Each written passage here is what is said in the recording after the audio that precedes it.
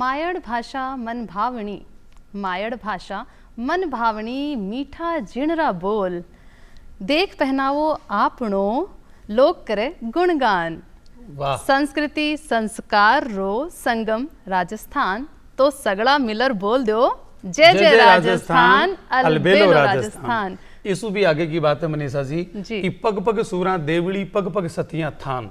और राजस्थान कियान को कि एक आदमी जब गेले गेले चाले तो बिन धरती पर पग तो मेलनो पड़े, और जब पग मेले तो भी का मन का माने एक संकोर है, वो संको कहीं है कि पग पग सूरा देवड़ी, पग पग सतियां थान, मन डर पे पग मेलता, अरे रंग है राजस्थान, रंग है राजस्थान। मन डर पे है कि कांटा अटे जुझार भूमियों कुणस है, सुबह मातृभूमि के लिए आपको शीश उतारे उसी, आपको शीश दिए उसी, आपकी कमल पूजा करे उसी। तो इयन का राजस्थान में आपका जन्म है, भाग्यशाली हैं। तो एक बार अलबेला राजस्थान में आप सगला दर्शक भाई बहनों को स्वागत है। आप सगला ने नया चांद की राम राम सा। मनीषा जी आज नयू चांद है, आषाढ़ शुक्ला द्वितीय है, और आज के दिन जी आप दूध जाती पहली चांदना पकवाड़ा की, तो सबसे पहली नमस्कार राम राम में भी आई कहता नया चांद की राम राम सा। और शाम का जब दूध को चांद उगतो तो मैं ताबरपना की मैंने बात याद आई, चांद बाबा ने देख और कहता चांद बाबा चांदी दे घी गेहूं की बाटी दे, चांद बाबा चांदी दे घी गेहूं की बाटी दे, आदि दे तो खाऊं कोनी, साप्ती दे तो भावे कोनी, बाबा जी परणावे कोनी, छमक लाडी आवे कोनी। तो ए राजस्थान का रंग है, ए फुटरापो है राजस्थान को। बिल्कुल जी। तो आज आप मेहमान से भी बात करांगा, दिन विशेष पर भी आप बाद में बात करांगा।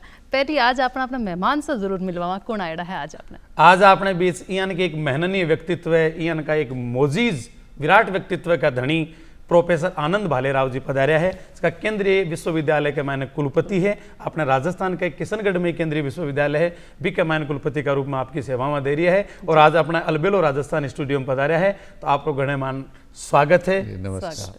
राम राम साहब ने। राम राम साहब और नमस्कार।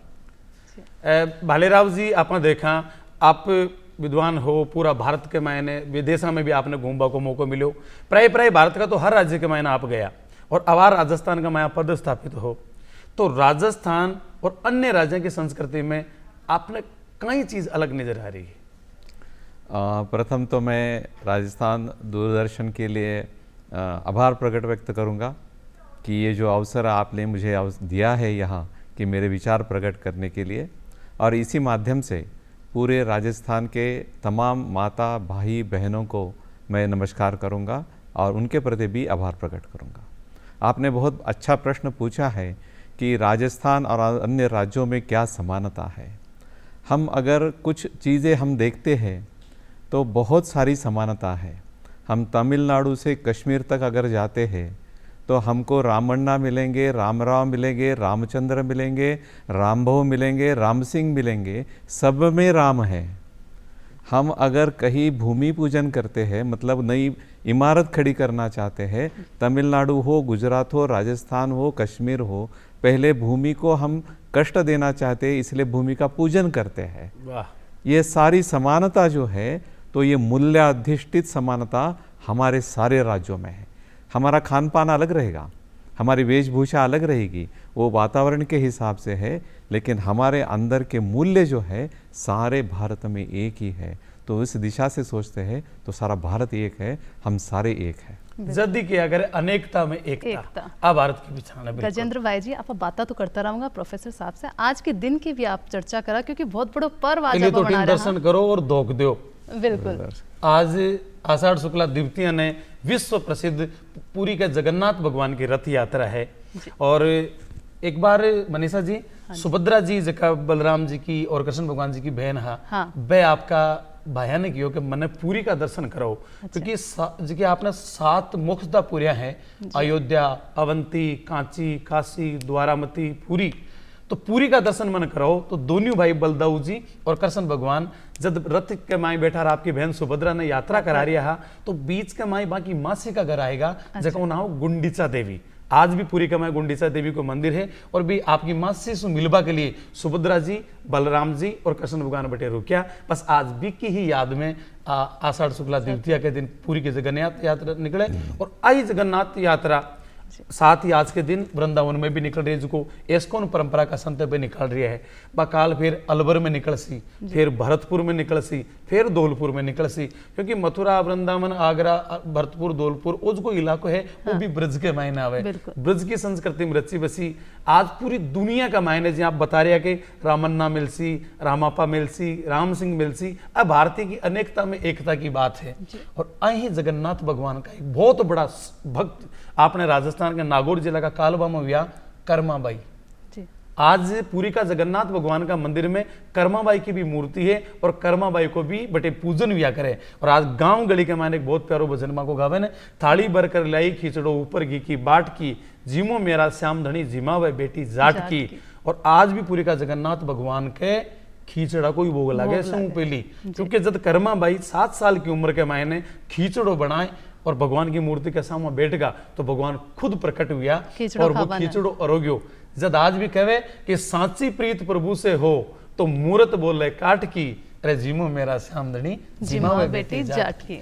और कहीं देना आज कई ऐसा प्रसिद्ध व्यक्तित्व होया है जहाँ को जन्मदिन भी है। बापा भी आप बात करा, पंचम दान थे जानो सगला जानो हो, आर.डी. बर्मन जी को भी आज जन्मदिन है। बहुत अच्छा प्रसिद्ध संगीतकार वे रहा है, अच्छी अच्छी फिल्मों में वांगो संगीत निर्देशन वे करो है। एक था जीवन का बहुत तेज दौड़ वाला भी है पी.टी. उषा जी। जी जी, उड़न परी आज बांको भी जन्मदिन है। और बड़ी बात महायोद्धा या यूं कह सका स्वतंत्रता के बाद भारत को सबसे बड़ा योद्धा हुआ बहा सैन मोनिक सा महाराजा रणजीत सिंह जी, आंकी भी आज पुण्य तिथि है।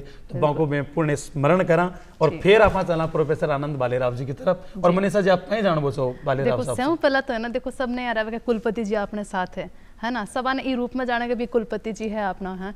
लेकिन आप आके थोड़ी सी जीवनी भी जाना ताकि अपना दर्शक भाई बहन जान पावे कि आको रहन सहन कठे रहो, बालपन में कठे हा और पढ़ाई लिखाई कठे की रही था। आपको बचपन और प्रारंभिक जीवन बताओ सर। बहुत अच्छी याद में आपने मुझे लेके गए हैं।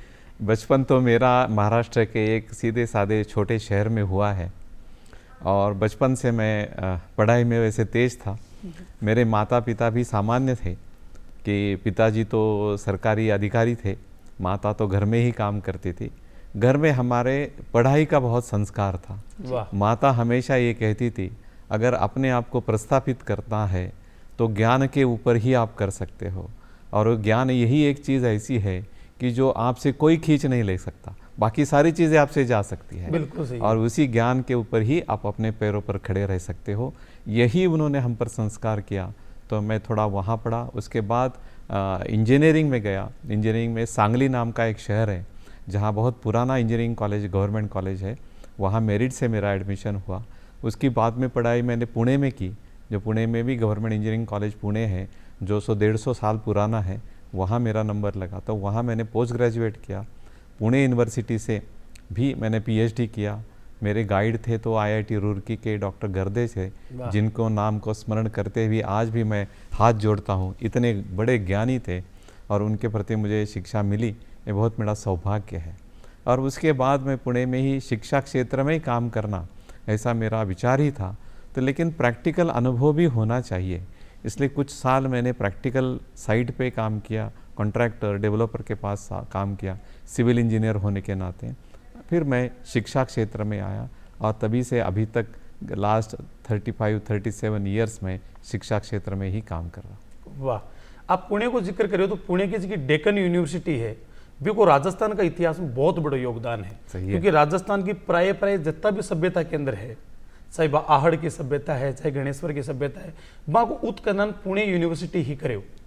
तो पुणे यूनिवर्सिटी पूरा भारत के मायने एक ऐसा ही है ना, भारतीय पुरातत्व सर्वेक्षण विभाग, वो भी सौ ज्यादा विश्वसनीय अगर कोई रिपोर्ट न माने तो डेक्कन यूनिवर्सिटी के न माने।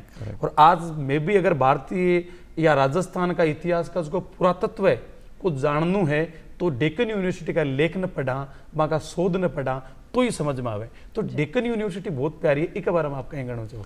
डेक्कन यूनिवर्सिटी तो बहुत पुरानी है महाराष्ट्र से, और जो आपने कहा वो सही है, बिल्कुल सही है कि जो डेक्कन यूनिवर्सिटी खोज करके कुछ कहती है इसका मतलब ये प्रमाण है, प्रमाणित है, दूसरा कोई कुछ नहीं है, यही सत्य है।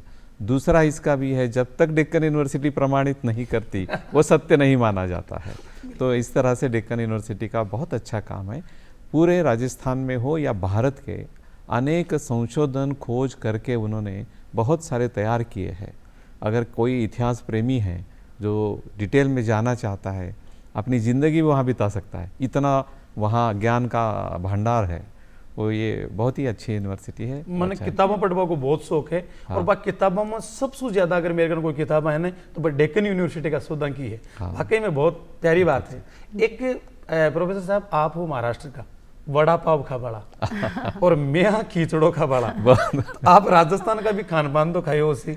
महाराष्ट्र का खान पान और राजस्थान का खान पान में समानता कहीं है, अंतर कहीं है? कौन सा खान पान आपने पसंद आयो, एक बार हम जरूर बताओ। मैं थोड़ा इसको विस्तार से बोलना चाहता हूँ जी। जब मैं राजस्थान मेरे लिए वैसे कोई नया प्रदेश नहीं है। 1985 में 1985 में मैं जब ग्रेजुएट हुआ तो ग्रेजुएट मेरे कॉलेज से घर जाने से मैं वहाँ से सांगली से राजस्थान आया हूँ, जयपुर में आया हूँ, 1 महीना भर यहाँ रुका हूँ। किस सामाजिक कार्य के लिए मैं आया था वहाँ रुका हूँ। तब से मेरा राजस्थान से संबंध है। फिर 2016 में तो हम पूरा राजस्थान देखने के लिए आए थे। राजस्थान के इतना देखने लायक किसी कौन से भी स्टेट में नहीं है, इतना सुंदर प्रदेश है, तो उसके लिए आया था। यहाँ आने के बाद जब ये कार्यभार मैंने संभाला राजस्थान केंद्रीय विश्वविद्यालय के कुलपति का, तो यहाँ एक 4-5 चीज़ें मुझे बहुत अच्छी लगी। पहली तो राजस्थान के लोगों की जो भाषा है वो इतनी मीठी भाषा है। वाह। कि इतनी मीठी भाषा है, जैसे दूध में अगर शक्कर डालते हैं तो शक्कर ढूंढो तो मिलेंगे नहीं, ऐसे मिक्स हो जाते, इतनी मीठी भाषा है। बहुत बड़ी बात। दूसरा है, राजस्थान के लोग दूसरों को एक सम्मान आदर देने में इतने माहिर हैं कि सुनने वालों को लगता है मैं बहुत कुछ बड़ा हो गया हूँ। ऐसे बोलने से बहुत अच्छी तरह से बात करते हैं।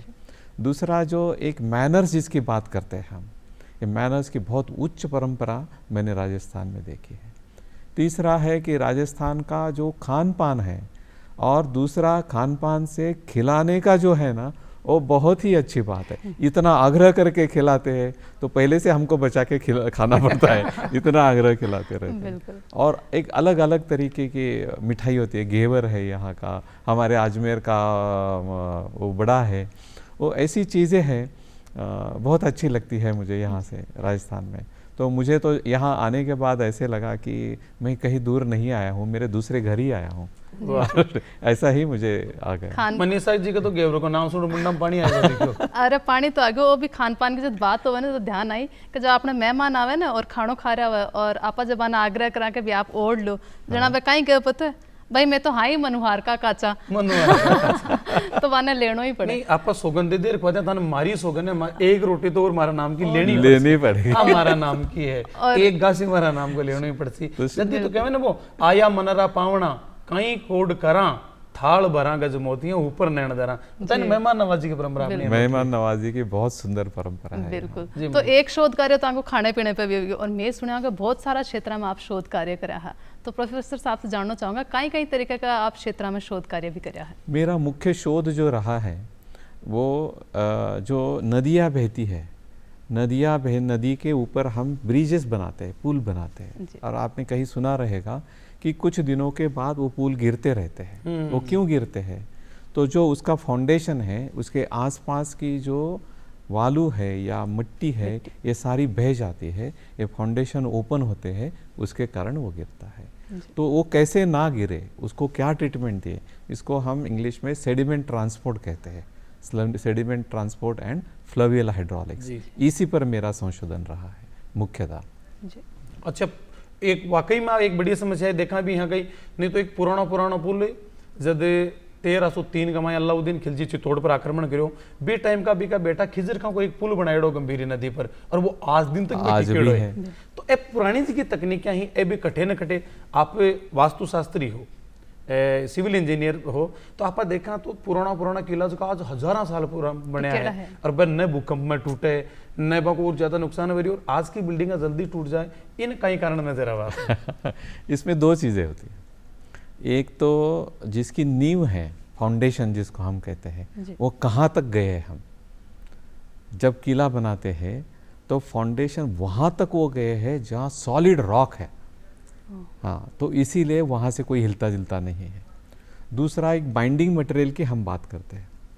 अभी तो बाइंडिंग मटेरियल मतलब दो ईंटें एक दूसरे को कैसे जोड़ना, तो सीमेंट और बालू के मिक्सचर से जोड़ते हैं। लेकिन पुराने में वो चूना था, गुड़ था, उसमें शीश था, ये सारा मटेरियल को एक साथ करके उसका लिक्विड करके वो हॉट ले करके करते थे। बिल्कुल। तो इतना पक्का हो जाता था। अभी आप देखेंगे अगर टूटता भी है तो एक ईंट नहीं टूटती है, ऐसा ब्लॉक टूटता है। बिल्कुल। तो मतलब वो ब्लॉक टाइट रहता है, थोड़ा सा टूटता रहता है। ये इस तरह का, इसी के कारण ये मजबूती थी और बहुत सोच के किया रहता था उन्होंने। तो यही है भारतीय ज्ञान परंपरा, जिसके बारे में हम कहते हैं कि किसी ने हमको सिखाने की ज़रूरत नहीं थी। ये स्थापत्य कला का, मूर्ति कला का, शिल्प कला का ज्ञान हमारे हजारों सालों से है। एक छोटी से कर्नाटक की छोटी 2 मिनट में बात बताता हूँ। एक अनेकों बहुत अनुभवी शिल्पकार थे और वो एक पत्थर की मूर्ति बना रहे थे। उनके एक छोटा 20 साल का लड़का था, वो कह रहा था इससे मूर्ति नहीं बनेगी, ये पत्थर अच्छा नहीं है। तो उन्होंने कहा मेरी ज़िंदगी पत्थर में बह गई है, तुम अगर इसको प्रूव करते हो तो मैं मेरे हाथ काट लूँगा। तो लड़के ने कहा मैं प्रूव कर दूंगा। उसने तोड़ा वो पत्थर तो अंदर पानी निकला, जैसा पानी था वो मूर्ति नहीं बन सकता था। इस तरह का ज्ञान हमारे इसमें है। आप हम्पी में जाते हो तो हर एक पत्थर को मारते हो तो अलग अलग इंस्ट्रूमेंट की आवाज़ आती है। बिल्कुल आती है। कौन सा साइंस है, किसने सिखाया हमको? ये हमारे इसमें था, ये हमारे शास्त्र, शिल्प, ज्ञान, इसमें हम इतने आगे थे, बहुत ही आगे थे। बिल्कुल। एक आपा मनीषा जी, आपने देखा नहीं नजर पटका इतिहास पर, तो एक पूरा भारत में एक नारो गूंजे, जय शिवा सरदार की, जय राणा प्रताप की। और अब जगह शिवा सरदार है, राणा प्रताप है, और दुनिया में संस्कार देखबा के वहां मुख्य भूमिका बाकी माँ की, जीजाबाई और जयवंताबाई। एक मन प्रसंग याद आवा कि एक बार महाराज छत्रपति शिवाजी ने यहाँ थोड़ा अहंकार हो के मैं प्रजा को पालन करूं यहाँ, तो वहां का गुरु आया समर्थ गुरु रामदास जी। तो वह एक पेक बाठा न तोड़ दिखाए तो भी मैं एक मेंढक निकले कि शिवा ये मेंढका को लालन पालन कौन कर रही हो? सही है। तो मिनक नहीं, एक ऊपरी सत्ता भी है जिसकी भी को लालन पालन करे। ये ऊपरी सत्ता नमन करता है। आप आज पूरी की जगन्नाथ यात्रा निकाल रहे हैं जी। और प्रोफेसर साहब एक बड़ी गर्व के साथ बताऊं कि 1590 के मायने कतलू खान लोहानी जब पूरी का जगन्नाथ मंदिर पर कब्जो कर लियो, पटा का पुजारिया ने भगा दिया और मंदिर ने तोड़वा की तैयारी कर रही हो, तो अठई आमेर का राजा मान सिंह आपकी सेना लेर भी मंदिर ने बचावा के लिए गया। और कवे भी है कि माई एहड़ा पूतजन जेहड़ा मान मरद, समुंदर खांडो पकारियो और काबुल बांधी हद। वह पूरी का जगन्नाथ मंदिर ने बचावा गया और सौ पहली आपका बेटा जगत सिंह ने सेना देर भेजी और 20 सेना का प्रधान सेनापति मेरा 17 पीढ़ी पहले मेरा पूर्वज नरूजी कविया और भी कतलू का लोहानी युद्ध लड़ता गया। पूरी का जगन्नाथ भगवान की रक्षा के लिए भी, मंदिर की रक्षा के लिए आपको बलिदान दियो और वहां को रक्त मेरी रगा में है। तो मैं तो आज एक रोमांचित से हो रही हूँ कि वाकई में आपने, मैं केवल एक मेरे उदाहरण दियो, एक जो को मिनक है आपने राजस्थान में, भारत में, बाकी हजारों पीढ़ियां बलिदान दिए है। सही है। जने जय शिवा सरदार की, जय महाराणा प्रताप की नारो गूंजे। तो शिवा सरदार और महाराणा प्रताप अपना इतिहास की, महाराष्ट्र की और राजस्थान की भी एक साझी विरासत है। ये पर आप नहीं कहना चाहो? इसको थोड़ा सा बड़ा प्रश्न लेता हूँ। महाराणा प्रताप और खाली शिवाजी महाराज नहीं करने से, महाराष्ट्र और राजस्थान में एक त्रिवेणी संगम रहा है। साहस, शौर्य और संस्कृति, भक्ति, संस्कृति और साहस का संगम रहा है। ये दोनों राज्यों में है। हम अगर राजस्थान को देखते हैं तो महाराणा प्रताप जैसे व्यक्ति यहाँ जन्मे हैं जिन्होंने आत्मसम्मान के लिए जंगल में रहना पसंद किया। वीर दुर्गादास जैसे महापुरुष यहाँ हुए हैं जिन्होंने सालों तक संघर्ष करके इस भूमि को परतंत्रता से मुक्त किया। ये माँ अमृता देवी की भूमि है जिन्होंने 363 माता बहनों के साथ एक खेजड़ी के वृक्ष के लिए उत्सव किया है। पूरे भारत को ही नहीं तो विश्व को पर्यावरण का पहला आंदोलन सिखाया है। वाह। ये मीराबाई की भूमि है जिसकी भक्ति की परंपरा राजस्थान ही नहीं तो पूरे भारत में होती है। अब महाराष्ट्र को अगर देखते हैं, छत्रपति शिवाजी महाराज जन्मे हैं जिन्होंने हिंदवी स्वराज्य की स्थापना की है। हमारे महीने में एक अमावस्या आती है, लेकिन ऐसा कहा जाता था महाराष्ट्र को सालों के 12 अमावस्या ने घेरा था। पूरे मुगली राज्य था, उनमें से एक 14 साल के बच्चे ने प्रतिज्ञा ली रोहिडेश्वर में कि मैं इस देश को स्वतंत्र करूंगा। तो उन्होंने पूरा हिंदवी स्वराज्य निर्माण किया। बाजीराव पेशवा, संभाजी महाराज, ये महान पराक्रमी लोग महाराष्ट्र से आए, जो साम्यता है। संत एकनाथ, संत नामदेव, संत रामदास, ऐसे महान महान गुरु संत हुए हैं। जो संत यहाँ थे वही संत यहाँ थे। लोकमान्य तिलक, वीर सावरकर, चाफेकर जैसे क्रांतिकारी यहाँ हुए, जैसी तरह क्रांतिकारी यहाँ भी हुए हैं। ऐसे इतनी साम्यता है हमारे महाराष्ट्र और राजस्थान में, इतिहास की साम्यता है। शिवाजी महाराज यहाँ आए हैं। शिवाजी महाराज जब औरंगजेब के कैद में थे तो उनको अगर किसी ने बचा है तो राजस्थान के राजपूत ने बचाया है। हाँ वही, उन्होंने बचाया है उनको। ये जो ताकत है ना, ये जो रिलेशन है, बाजीराव पेशवा 4 महीना राजस्थान में आए थे कि सारे राजस्थान के राजाओं को एक साथ करके हम मुगलों को यहाँ से नष्ट करेंगे और हमारा खुद का राज्य निर्माण करेंगे।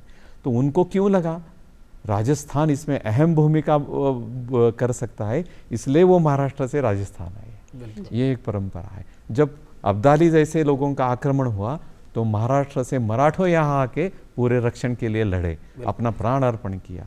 ये दोनों में त्याग की जो समानता है, पराक्रम की जो समानता है, संतों की जो समानता है, संस्कृति की जो समानता है, इसके साथ साथ मैं थोड़ा आगे जाता हूँ, शायद आप आगे पूछेंगे भी उसके बारे में, कि संस्कृति में तो इतनी समानता है कि हमारे शास्त्रीय गायन परंपरा में ग्वालियर घराना होता है और पटियाला घराना होता है, किराना घराना होता है। वैसे अलाउद्दीन खान जी ने ये जयपुर अत्रावली घराने की स्थापना की है यहाँ।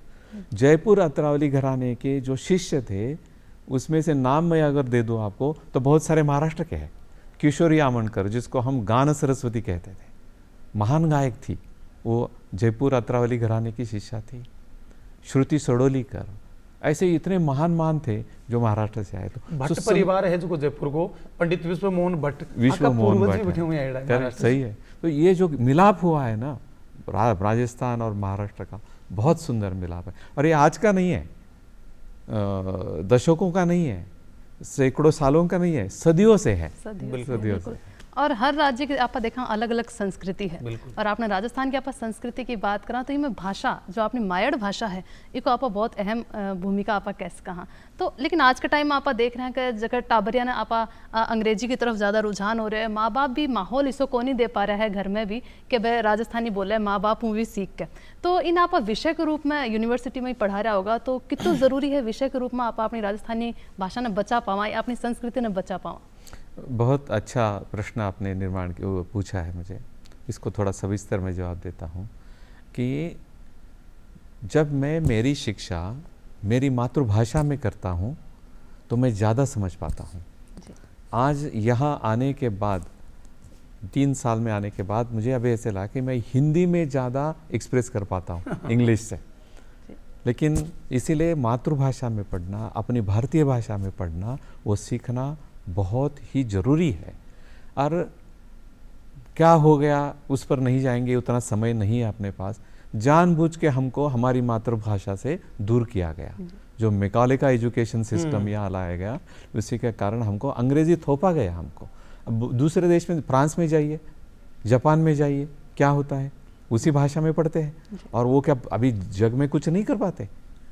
बड़े बड़े विमान बना रहे, टेक्नोलॉजी बना रहे, अपनी भाषा में पढ़ के। ऐसे हम कर सकते थे। तो राजस्थान केंद्रीय विश्वविद्यालय इसमें बहुत आगे जा रहा है।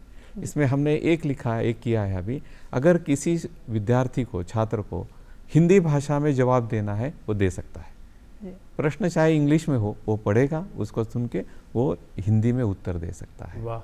दूसरी भाषा में यहाँ आने के बाद मैंने एक देखा, मैं राजस्थान में बहुत देखा हूँ कि यहाँ एक कुछ पुरानी भाषा है हमारी, और वो भाषा अभी लुप्त होने जा रही है। बिल्कुल। जिसको हम इंडेंजर्ड लैंग्वेज बोलते हैं, जिसमें एक मारवाड़ी भी हो सकती है, हमारी डिंगल भाषा हो सकती है। छत्रपति शिवाजी महाराज जब औरंगजेब के दरबार में गए थे तो उन्होंने डिंगल भाषा में उत्तर दिया है, मराठी में नहीं दिया, हिंदी में नहीं दिया, डिंगल भाषा में उत्तर दिया है। तो ऐसी भाषा का संरक्षण हम करना चाहते हैं। जरूरी है कि डिंगल भाषा की लिपि कैसे हो, मारवाड़ी की लिपि कैसे हो। तो आने वाली पीढ़ियाँ, सदियाँ जो अगर चाहते हैं कि इस भाषा का अभ्यास करके उसको जीवित रखे, तो विश्वविद्यालय इसके लिए बहुत काम करना चाहता है और आने वाले 2 साल में हम इस पर बहुत काम करेंगे। वाह।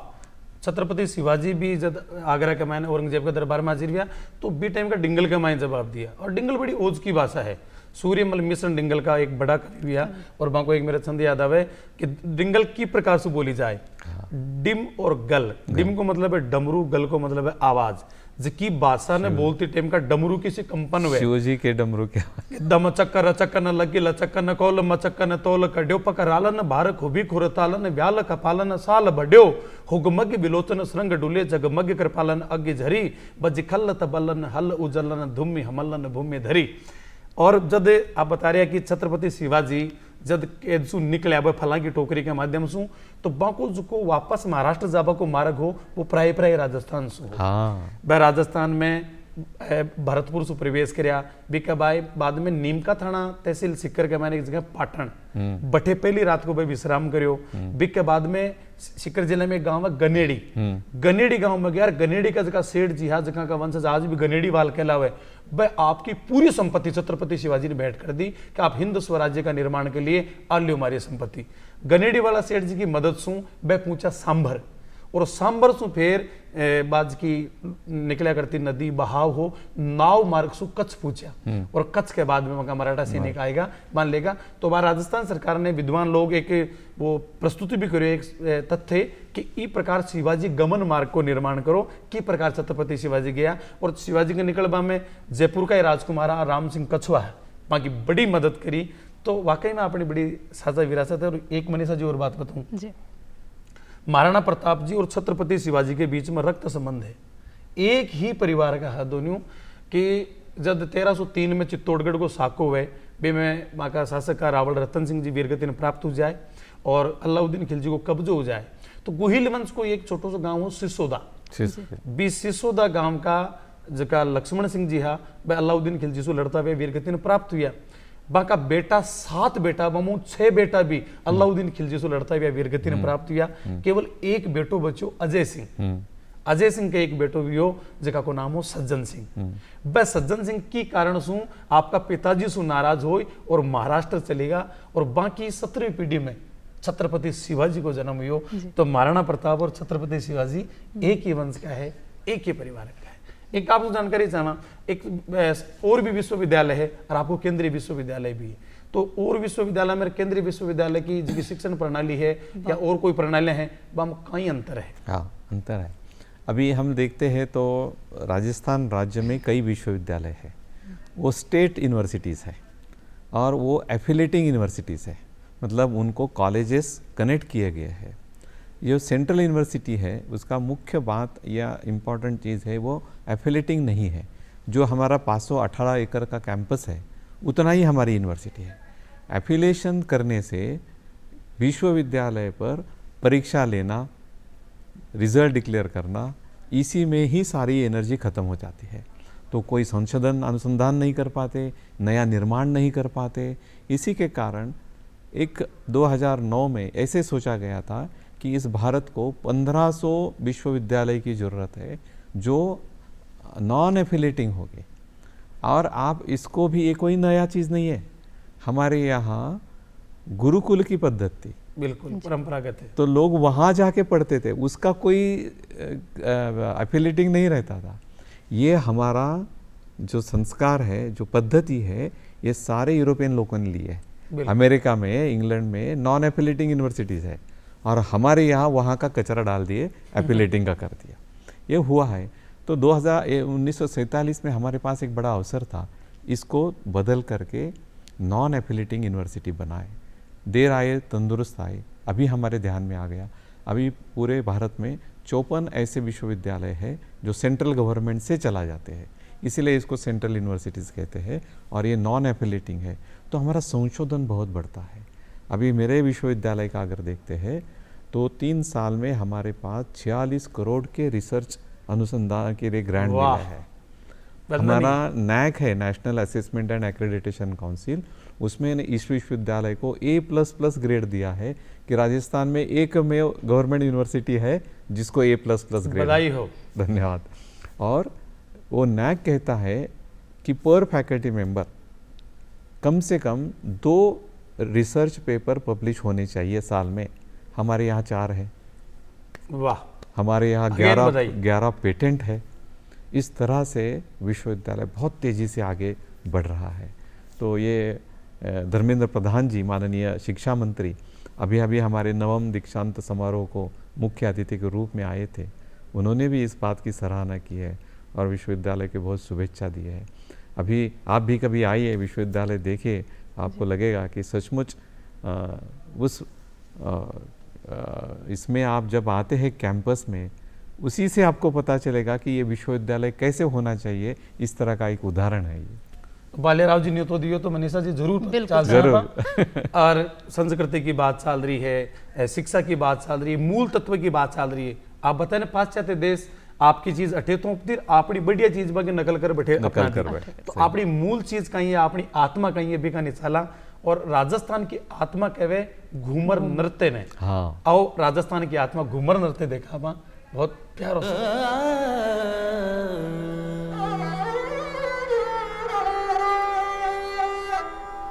मारी घूमर छजी नखराणी माँ, मारी घूमर छजी नखराणी माँ, घूमर रंग पावे दासा वादरी, घूमर रंग पावे दासा।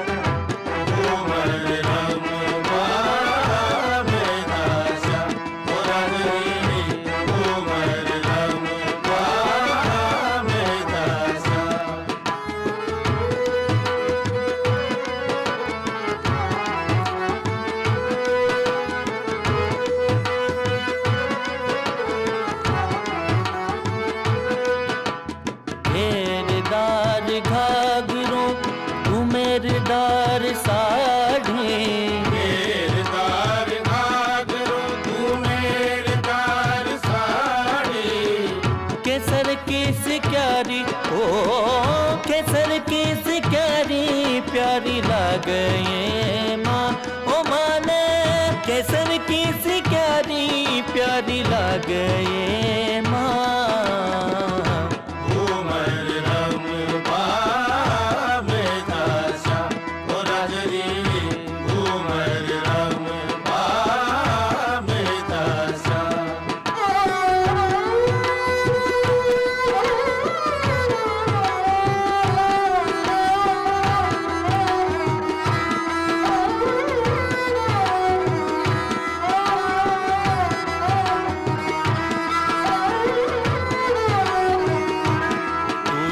बाजू बनरी लूम लड़ उलझी उलझी जाए, टूटे बाजू बनरी लूम लड़ उलझी उलझी जाए, मारो पचरंगी लहरी यारो पल्लो लहराए, मारो पचरंगी लहरी यारो पल्लो लहराए, तीर चालो ने बायरिया ओढ़े हालो ने बायरिया, जानो दियो नहीं जाए, वो धीरे जानो नहीं बायरिया, जानो दियो नहीं जाए।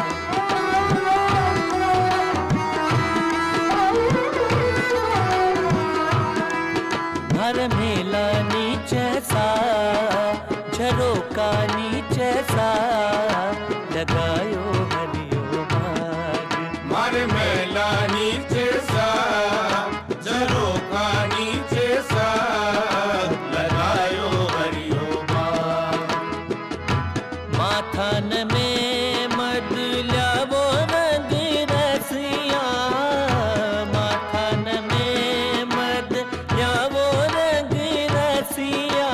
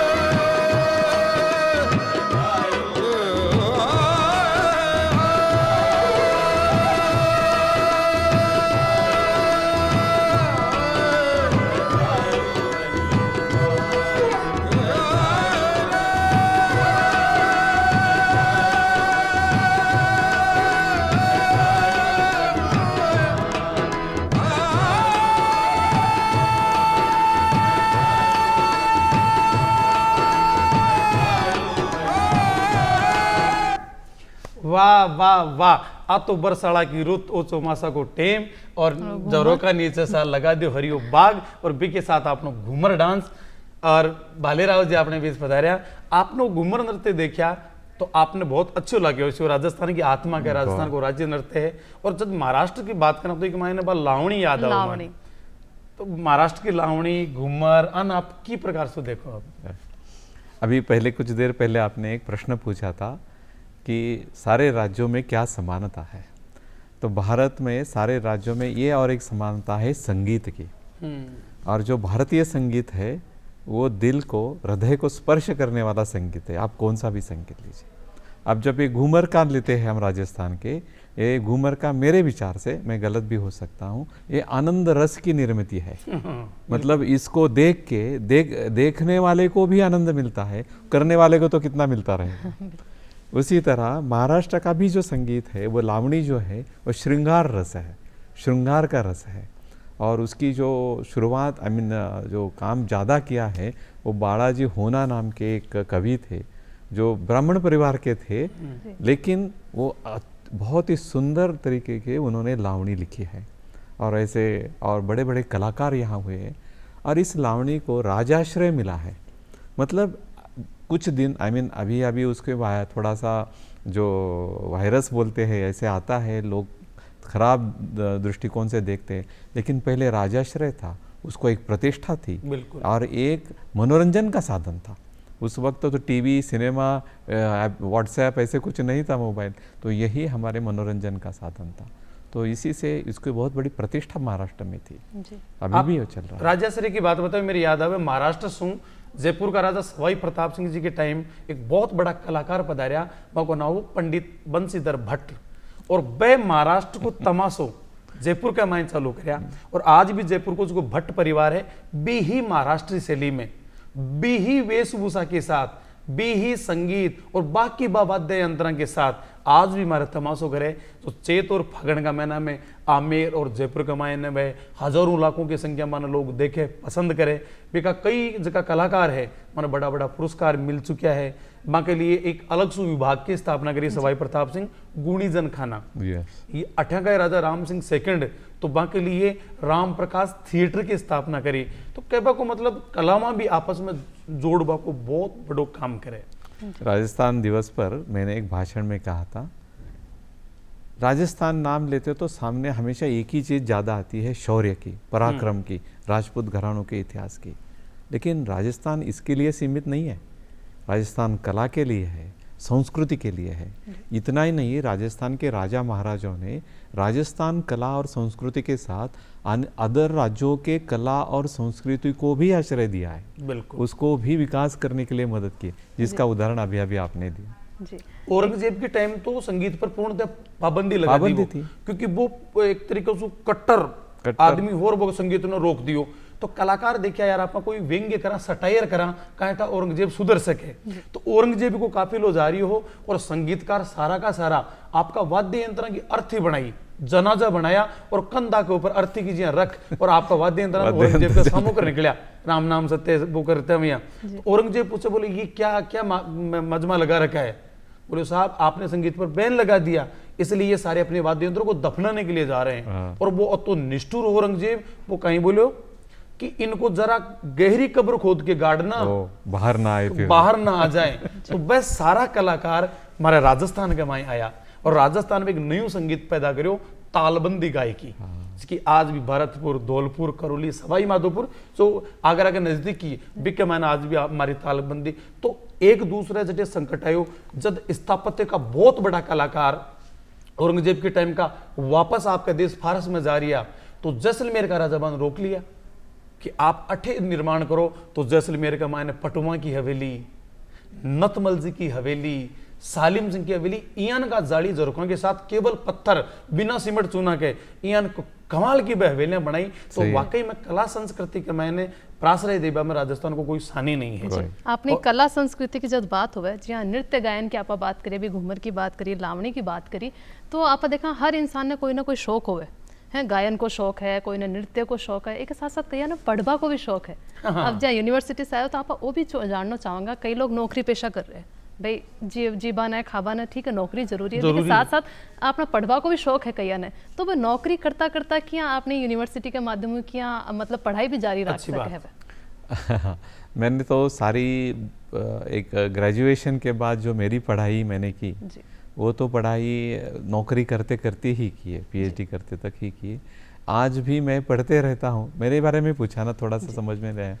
आपके बारे में पूछा, और बाकी लोग सरकारी नौकरी कर रहे हैं, हाँ, कोई प्राइवेट हाँ, काम धंधा कर रहे हैं, वो हाँ, यदि आपकी यूनिवर्सिटी से पढ़ना चाहें तो हाँ राइट, उसके लिए बहुत ही अच्छी सुविधा हमारे विश्वविद्यालय में अभी निर्माण की है। अभी हमको नौकरी तो जरूरी होती है, हमारा सारा संसार उसके ऊपर है, लेकिन पढ़ने की जो तमन्ना मन में रहती है वो पूरी नहीं होती है।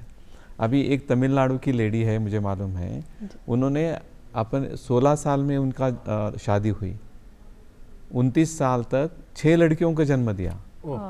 उनको मन में तमन्ना थी कि पोस्ट ग्रेजुएशन करना है, 10वीं के बाद शादी हुई थी।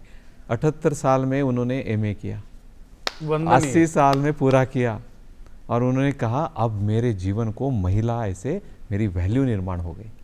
तो इसकी सुविधा तो करनी चाहिए। तो इसलिए राजस्थान के केंद्रीय विश्वविद्यालय में ओपन डिस्टेंस लर्निंग चालू किया है। अभी ओपन डिस्टेंस लर्निंग में आप भी ये काम करते करते एमए हिंदी हो सकते हैं, एमए इकोनॉमिक्स सीख सकते हैं, कंप्यूटर साइंस सीख सकते हैं। ऐसे वहाँ आने की जरूरत नहीं है। अच्छा, हाँ, ओपन की यूनिवर्सिटी ओपन डिस्टेंस लर्निंग है, तो आपको सारा लर्निंग मटेरियल दिया जाएगा। अभी परीक्षा के लिए खाली विश्वविद्यालय में 4-5 दिन आना है, परीक्षा दे के जाना है साल में कहीं, तो बाकी कोई आपको आना नहीं है। ऑनलाइन एजुकेशन चल रहा है, आपको वीडियो लेक्चर्स मिलेंगे, रात को बैठ के आप पढ़ सकते हैं। तो जो भी व्यक्ति अपना शिक्षण बढ़ाना चाहता है, क्वालिफिकेशन बढ़ाना चाहता है, वो कर सकता है। मैंने देखे कई लोग डिप्लोमा थे, नौकरी करते थे, ऐसे करते करते उन्होंने ग्रेजुएशन किया, पोस्ट ग्रेजुएशन किया, और ये करने के बाद अच्छी नौकरी आप उनको मिली है। तो ये बहुत अच्छी सुविधा है, आप सभी लोग इसका लाभ ले सकते हैं। आज की युवा पीढ़ी है बात ज्यादातर ऑनलाइन के बाद भी मोबाइल के लगी रहे और बहुत सुविधा भोगी है। आप जीवन का लोग तो बहुत संघर्ष करे हो, शायद स्कूल पैदल भी गया हो से, या सही है, पैदल स्कूल जानो, साइकिल, घर का काम के मैंने सहयोग करनो, सही वो खेती है, मम्मी के रसोई के मैंने हाथ बटानो, हर प्रकार का काम करता है। लेकिन आज की जो सुविधा भोगी पीढ़ी है वो आप पिलंग पर सो जाए और मोबाइल ने ले बैठी रहे। अब कहीं तो भी युवा पीढ़ी ने जिसकी आगे बढ़े, आपका सपना साकार करे, बिना आप कहीं कहना चाहो। ये युवा पीढ़ी, हम हमारे भारत का इतिहास देखते हैं तो भारत में जो परिवर्तन लाया है ये युवा पीढ़ी ने ही लाया है। महाराणा प्रताप कौन से 60 साल के थे, युवा आयु में ही उन्होंने ये पराक्रम किया। शिवाजी महाराज युवा पीढ़ी में ही उन्होंने पराक्रम किया। तो युवा पीढ़ी में ये ताकत है बदलाव लाने की। तो ये युवा पीढ़ी को समझना चाहिए कि हमारी सचमुच ताकत क्या है। हमारी असुविधाएं कोई कारण नहीं है हमारी प्रगति का, लेकिन हमको हमारी क्षमता का एहसास नहीं होना, यही सबसे बड़ा प्रॉब्लम है। तो ये युवा पीढ़ी ने हमने समझना चाहिए। 2-4 चीज़ें मैं आपके सामने रख सकता हूँ। अर्नोल्ड टॉयनबी नाम के ब्रिटिश इतिहासकार थे। बिल्कुल। वो कौन थे? वो लंदन स्कूल ऑफ इकोनॉमिक्स जो जगह प्रसिद्ध है उसमें इतिहास के शोध प्रोफेसर थे। उन्होंने 28 सभ्यताओं का अभ्यास किया, भारतीय संस्कृति, चाइनीज की, ग्रीक संस्कृति, रोमन संस्कृति, ऐसे 28 सभ्यताओं का अभ्यास करके 12 खंडों में एक किताब लिखी। उसमें जो एक वाक्य लिखा है वो मैं बताता हूँ कि आने वाले दिनों में संपूर्ण विश्व को मार्गदर्शन करने की जिम्मेदारी भारत पर आ रही है। अच्छा, ऐसा उन्होंने लिखा है। तो और आगे लिखते हैं इसका कारण क्या है कि भारत में जो पारंपरिक और सांस्कृतिक परंपरा है वो सांस्कृतिक परंपरा किसी भी देश में नहीं है विश्व में। इसी के कारण कितने भी भारत में समस्या हो, भारत ही मार्गदर्शन करेगा। तो ये युवाओं को हमको समझना चाहिए, हमारी पारंपरिक सांस्कृतिक सभ्यता संस्कृति इसका रक्षण करने की जिम्मेदारी उन पर है। लोगों ने बनाए हुए रील, वो फेसबुक, उस पर पढ़ के आप एक काम कर रहे हो, अपना समय बर्बाद कर रहे हो। जिन्होंने ये करके भेजा है वो तो एंजॉय कर रहा है, आप अपना समय क्यों बर्बाद करते? आपका हर एक एक क्षण कीमती है, लाखों मोल का है, उसको आपको आगे लेके जाना है, अपने आप को बड़ा करना है। जितना ज्ञान आप अपना प्राप्त करोगे, हम किसी विश्वविद्यालय में गलत उद्देश्य से प्रवेश लेते हैं। हर एक युवा आज क्या कहता है, मैं अगर ये डिग्री हासिल कर लूँ तो मुझे नौकरी मिल जाएगी। तो मेरा उद्देश्य डिग्री किस लिए है? नौकरी के लिए है। नौकरी तो ज्ञान का पेडागोजिकल इम्पैक्ट है। ज्ञान मिलने के बाद जो आप में वैल्यू निर्माण होती है, इसी के आप यहाँ क्यों हो? क्योंकि आपके पास ये एंकरिंग का ज्ञान है, इसके बारे में आपको सभी मालूम है, इसीलिए आप यहाँ हो। ऐसे ही सारे लोगों को अपना अपना ज्ञान रहेगा तो लोग अपने आप नौकरी देंगे। वाह। तो इसीलिए ज्ञान लेना ये ज़रूरी है। और जो उनके 3-4 साल की पढ़ाई है बाद में आती नहीं है, तो इसी काल में आपको ज़्यादा से ज़्यादा ज्ञान कमाना है। उसी के साथ साथ मैं उनको एक थोड़ा उपदेश देना चाहता हूँ। टाइगर वुड नाम के एक जग प्रसिद्ध गोल्फ प्लेयर थे, उनके बारे में एक एडवर्टाइज थी न्यूयॉर्क टाइम्स में, following are the tournaments which Tiger Wood has lost, और एक भी टूर्नामेंट का नाम नहीं था। इसका मतलब सारे टूर्नामेंट उन्होंने जीते थे। वाह। 50% ऑफ अमेरिकन कंपनी उनको ब्रांड एम्बेसडर लेती थी। तो दूसरी एडवर्टाइजमेंट थी कि ट्रस्ट नेवर फेल्स, मतलब जहाँ टाइगर वुड खेलते हैं वही जीतते हैं, तो ट्रस्ट फेल होता ही नहीं है। लेकिन उनके श्रीमती ने उनको डिवोर्स दिया। क्यों? कैरेक्टर के कारण। तो ज्ञान और कैरेक्टर साथ साथ चलने चाहिए, चरित्र और ज्ञान दोनों साथ चलना चाहिए। ये दो चीज़ें आपसे ऐसी है, कोई भी कितना भी बड़ा आलमगीर हो, बादशाह हो, कोई हो, आपसे छीन नहीं ले सकता। आपका घर जाएगा, पैसा जाएगा, सारा जाएगा, लेकिन ये दो चीज़ें नहीं जा सकती। उसी के कारण आपको समाज में मान्यता मिलेगी। आज हमारे दादा का नाम याद है, परदादा का नाम है, उसके पहले किसी का नाम याद है? नहीं। लेकिन शिवाजी महाराज का नाम याद है, महाराणा प्रताप का नाम याद है। वो तो 1500-1400 शताब्दी में हुए। क्यों? कि उन्होंने समाज के लिए, इस राष्ट्र के लिए, देश के लिए स्वार्थ त्याग करके काम किया है, इसलिए समाज उनको याद रखता है। तो समाज ऐसे ही लोगों को याद रखता है जिन्होंने इस समाज के लिए कुछ किया है। तो मेरा एक आह्वान है हमारी युवा पीढ़ी को, उठो, जागो, स्वामी विवेकानंद को देखो, उत्तिष्ठ जागृत ऐसे कहा है उन्होंने। यस, ऐसे उठो, जागो, फेंक दो मोबाइल फिबाइल, अपना ज्ञान अर्जित करो, अपनी तपस्या करो, इस राष्ट्र के लिए योगदान दे दो, इस राष्ट्र के लिए बलिदान दे दो। अभी जाके लड़ने की ज़रूरत नहीं, लेकिन बहुत कुछ काम कर सकते हैं इस राष्ट्र के लिए। दो हम विकसित भारत की बात करते हैं, मैं विकसित भारत के साथ साथ समृद्ध सांस्कृतिक भारत की भी बात करता हूँ। ये सारा काम उनके हाथों में है, उन्होंने करना है, यही योगदान देना है, यही मेरी उनसे अपेक्षा है। बहुत बढ़िया बात। कम ठोक ठेलता है नर, तो पत्थर के जाते पांव उखड़। बहुत बढ़िया बात बताई। चारित्रिक के जो निर्माण है वो बहुत जरूरी है कि एक किया करे कि आपने धन खो दिया तो कुछ नहीं खोया, वापस प्राप्त कर लोगे। सेहत खो दी तो कुछ खो दिया, और यदि चरित्र खो दिया तो सब कुछ खो दिया। और आपकी परंपरा, वहां कठोपनिषद में एक श्लोक है कि मात्रवत परदारेषु पर द्रव्यसु लोष्टवत है आत्मवत सर्वभूतेषु यह पश्यति स पंडित है। यानी कि दूसरी हर महिला ने मां के समान समझो, दूसरे के धन को मिट्टी के ढेले के समान समझो, और सगड़ा ने खुद के समान समझो, और जखा की दृष्टि इन की है, वो ही सही मायना में विद्वान है। सही है। तो बिल्कुल बहुत अच्छी बात बताई। मनीषा जी, और कहीं जानना चाहो आप? डॉक्टर साहब बता रहे हैं। तो जानना चाहवा कि आज आप देख रहे हैं कि लोग शिक्षित तो हो रहा है, डिग्रियां बहुत है, लेकिन आप कठिन कठिन बेरोजगारी को सामने भी ज्यादा अपनी जनसंख्या कर रही है। तो इसी कई चीज़ है कि आप शिक्षा के साथ साथ, क्योंकि देखो गांधी जी के टाइम में गांधी जी यहाँ क्या करता कि पढ़ाई तो होनी चाहिए, भी के साथ साथ कुछ हाथ को हुनर भी टाबरा ने सिखाया जाना चाहिए, यानी कौशल विकास पर अगर बात करें तो वो कितना आज के टाइम में जरूरी है। आपने टाबरा ने कभी शिक्षा के साथ साथ वो भी जरूरी है। यही राजस्थान केंद्रीय विश्वविद्यालय की विशेषता है कि हमने जो हमारे अभ्यासक्रम में परिवर्तन लाए हैं कि हर एक प्रोग्राम में ऐसे कुछ कोर्सेस हमने डाले हैं जिसने वो कौशल प्रदान करे, उसको कौशल आ जाए। कैसा है कि ज्ञान ठीक है, मुझे सारा सिविल इंजीनियरिंग मालूम है, लेकिन जब मैं बिल्डिंग खड़ी करने जाता हूँ तो मैं कैसे करूँ, ऐसा अगर प्रश्न आता है, इसका मतलब ज्ञान को निजी स्तर पर लाना, ज़मीन पर लाने का जो एक बात है उसको कौशल हम बोलते, वो कौशल सबको आना चाहिए। ये आपने सही कहा है, ये कौशल के बिना होता नहीं। हमारी नेशनल एजुकेशन पॉलिसी जो है वो उसी आधार पर बनाई है कि हर एक व्यक्ति को एम्प्लॉयबल कैसे बनाया जाए।